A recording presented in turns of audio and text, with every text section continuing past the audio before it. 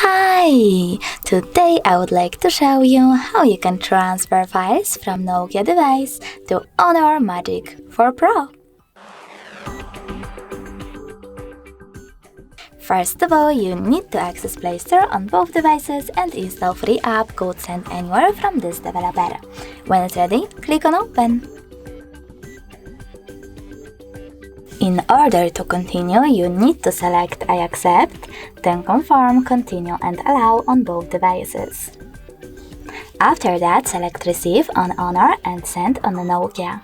Then click on all of those type of dots on your Nokia device and just send over here. This way you will be able to select all of your files that you wish to send and do that later on. It will take a long time to do it now, so I will go into Photos, select only one, click on Send and tap on Got it. As you can see on Honor, you need to choose No Thanks and close this window. Then we have two ways to connect.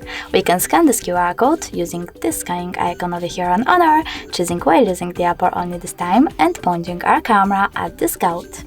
But we can also input this key over here instead and then click on Receive button. Now, after a while, as you can see, my picture was successfully transferred. Thanks so much for watching. If you enjoyed this video, don't forget to leave a like, comment and subscribe. Bye!